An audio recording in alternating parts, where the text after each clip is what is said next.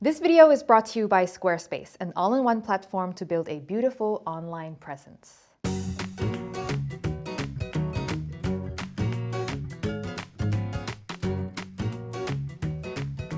สวัสดีค่ะ Welcome to the new Hot Thai Kitchen. Yes, we are in a new space because Adam got evicted from his apartment. I'm just kidding. Adam is still here. Hi.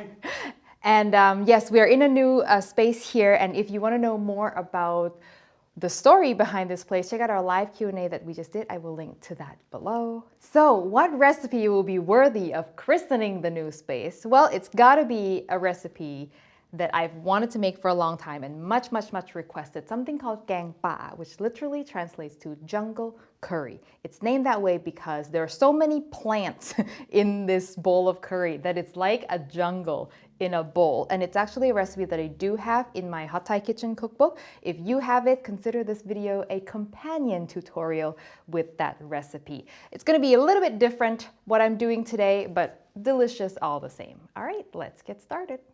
Let's start with the curry paste. Now, if you want to make jungle curry paste from scratch, I will include that recipe in the written recipe on the website. But today I'm going to show you a quick version of how you can take store-bought red curry paste and doctor it up to make a jungle curry paste. Red curry pastes are useful like that because it's sort of like our basic paste upon which many other pastes are built. So it's a really handy technique to know. So we're going to put that last.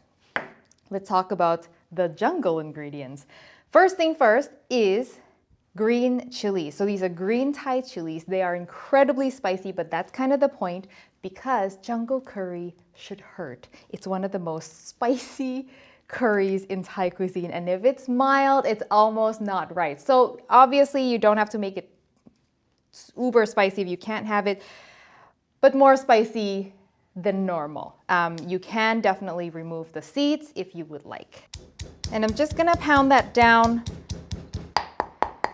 And the reason why we want to do green and red chilies is because green chilies give this sort of grassy note that red dried chilies don't have, which is what's used in the red curry paste. So it adds a dimension of flavor. Okay, so you want to get it quite fine, just like that. A little bit of skins is okay. And then the most important thing for jungle curry is something called grachai. So grachai is a rhizome, so it grows underground. It's very aromatic. It's got a medicinal aroma, but in a very good way, and cooling. So we're gonna add that to the paste, and you can buy it in a jar like this. If you can get fresh, great, but if not, a jar like this is pretty available if the store carries a bunch of Southeast Asian ingredients. So that's gonna go in, and the jarred stuff for grachai anyway works super well. So get that ground up. Oh, I'm actually gonna just add also some extra lemongrass, which is already in the red curry paste, but I like, for jungle curry, I just like more lemongrass for some reason. And then you wanna get all that very fine. There you go, so you got that quite fine. Oh, it smells so good already, that grachai smell. There's nothing like it. And then we just add the red curry paste, mix it all up, and then that's it. How easy is that? Yes. Jungle goodness. Okay. Okay, even though this is Thai curry, and you may think Thai curry equals coconut milk, we are not using any coconut milk or any creamy anything in this recipe because it is a water-based curry. Yes, there's a bunch of water-based curries in Thai cuisine. They're not as popular for some reason, but so it's more like a soup. So to saute the curry paste, I'm going to use just vegetable oil. So I'm just gonna cook that for a couple minutes until it's really aromatic, and you should be sneezing from the chilies way down in the hallway. And again, if you want to know more about curry paste, what brand I recommend, what am I using for this, what to look for, check out the written recipe post. You should always check out the written recipe post. There's so much information on there. Once you are coughing and sneezing, probably means you're good to go. I'm going to add now my protein, which is my chicken. So I'm just using boneless, skinless chicken thighs here. But you can, for this recipe, use anything you want. The idea of a jungle curry is, it's a rustic sort of dish where people just use whatever protein they have, something they caught in the woods, Could be anything. You can find Gaeng Pa made with just about anything you want. So I just like chicken because it's just a basic, easy to use, but I always use chicken thigh so that I can kind of braise it in the curry sauce, broth rather for this, so that it has more flavor. If you're gonna do chicken breast, make sure you throw that in just at the end. Okay, so get that tossed up. Yes, that looks good already. Now I'm going to add my chicken stock. And yes, you need to use chicken stock for this if you are using boneless protein. So if you're using bone-in protein like a whole chicken that you chop up, or chicken wings or anything with bones, pork ribs, the bones will make a stock as it cooks. But if you're starting with boneless proteins for maximum flavor, you definitely want to use chicken stock. Unsalted preferably. Okay, so I'm just gonna let this come to a simmer, let it simmer for about 15 minutes, just until the chicken is fork tender. We're essentially braising it, but the pieces are so small that it really just takes 15 minutes. Meanwhile, let's go cut vegetables. So we got lots of vegetables here, as this is a jungle after all, but the most important vegetable that I want to bring your attention to is Thai eggplant, which are these beautiful little things. If you can't get it, you can use regular Japanese eggplant, that's okay, but I would try to find it if possible. And just the way you prep these, super easy. You just cut off the little tip and then cut them into 6 or quarters depending on the size. And they're firm and crunchy, but they do cook up tender. And there's lots of seeds here. It's all edible, so don't be afraid of that. And then just some extra herbs. I have got some young green peppercorns here. So these are what peppercorns used to look like before they turn into your black or white peppercorns when they're still fresh. You can buy this fresh sometimes, but they come in a jar as well, which you can buy at many, many Asian grocery stores. They work perfectly fine. I'm just going to cut these into just smaller chunks. You don't eat this big chunk. What people do most of the time is you leave them into small chunks like that, and then if you want to actually chew on them, you just break off the little peppercorns on your plate and eat one at a time. And then finally, the most important thing is holy basil. Now, I know many of you is not going to be able to find holy basil. I could barely find holy basil for this time, so I actually got a few here that is still in good shape, and the rest is actually just regular basil. But if you don't have it, Thai basil will work just fine, but you definitely want some sort of basil in there. Holy basil, if you can get it, is the best. And that is it. Let's get back to our chicken. Before we move on, let me tell you about today's sponsor, Squarespace. So if you've got a project in mind, whether you want to start selling something, you want to revamp your portfolio, or you have a blog idea that you've been thinking about for a while, whatever it is, you probably need a website of some sort. And Squarespace can make that happen really easily for you. You can get your domain, build your website, and host it all in one place, and you do not need to know how to code at all. My husband actually built his portfolio using Squarespace, and he got it up super quick, and it looks beautiful and professional. They have lots of features built right into the platform, like SEO tools, blog analytics, even members-only areas so you can monetize your content. So whatever your needs are, they probably have you covered. So head over to squarespace.com for a free trial, and then when you're ready to launch, make sure you go to squarespace.com/Pailin'sKitchen to save 10% off your first website or domain. Okay, so chicken is cooked and fork tender. You want to check by just forking them, and if the fork goes right through easily, then you are good to go.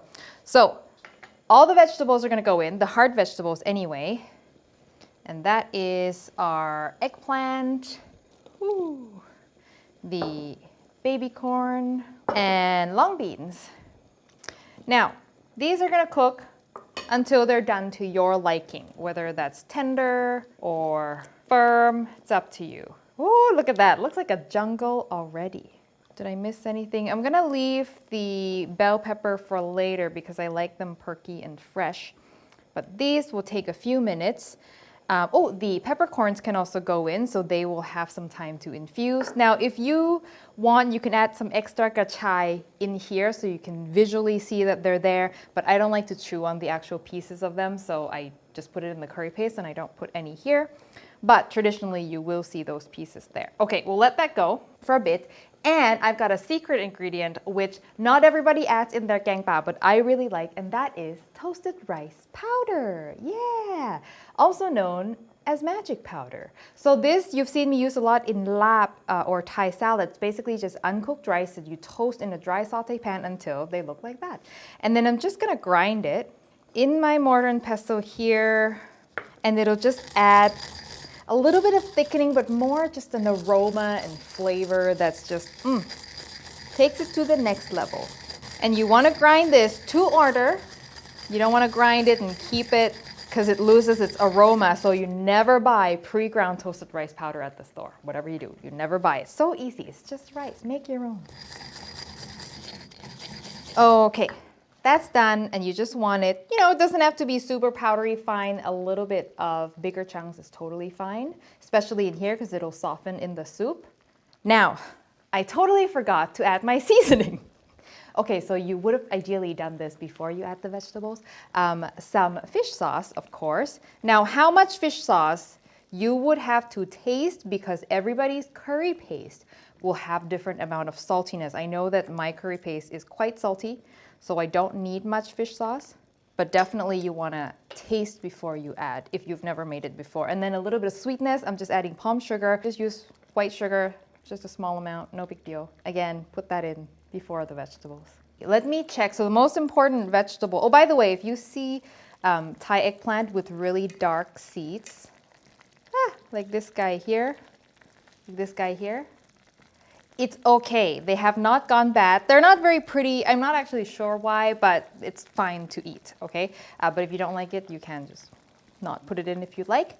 So the most important vegetable that I want to make sure is tender is the Thai eggplant. So I just want to check on those. Oh yeah, that's about good. My fork is going in, but it does have a little bit of resistance, which is perfect. I'm going to add now my bell pepper for color. Woo-hoo. And now this looks even more jungly. And then, to finish everything off, some holy basil, which for me is holy basil mixed with regular basil, because I didn't have enough holy basil. Oh well, you gotta do what you gotta do, right? Stir that in. Oh, I'm gonna just turn off my heat now, because I really don't need that heat to overcook the basil. Ooh, hot. And then toasted rice powder as a last thing. And you don't want to add toasted rice powder too far before serving because they do kind of swell up. Not a big deal. Look at that. Woohoo! Does that not look like a jungle or what? Okay, most important thing, you gotta taste. I'm feeling a little disoriented. I don't know where anything is or where. New kitchen, so please excuse me. Ooh, spicy! That is exactly what you want. Have I said this already? Jungle curry should hurt a little bit. If not, it's not correct. Okay, let's dish it up. That just looks healthy. It is healthy. It is full of vegetables and herbs. Of course, this is still a curry, even though it looks very much like a soup, but the definition of the word curry in Thai is different from what you might think. So we still need to eat this with rice. This is not something you sit with a bowl of and just chow down. It's a bit strong for that. Yes. Got some chicken, some baby corn, eggplant. Okay.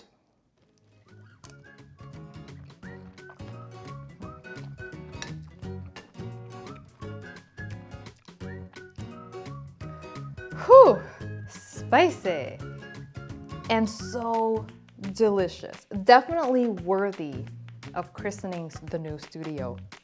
There's just so much, it feels so healthy and light with all the crunchy vegetables, but just bursting with herbs, the gachai, the basil, and everything that we put in there. And the curry paste is just like, that's just like a paste full of herbs. And so it's so aromatic and spicy and well balanced. I mean, it doesn't really eat like a curry in the traditional sense because it's so light, but let me tell you, like, this just one of those dishes that soothes the soul and definitely makes me think of Thailand because like this flavor right here is very unique. to Thai cuisine. So the recipe, as always, will be on hotthaikitchen.com, and if you make it, post a photo to social media and tag me at Hot Thai Kitchen everywhere. A special thanks to our Patreon members who help support the show and help make a new studio possible. And if you want to know what that is all about, I will link to our Patreon page in the description below. Thank you as always for watching, and I will see you next time for your next delicious Thai meal.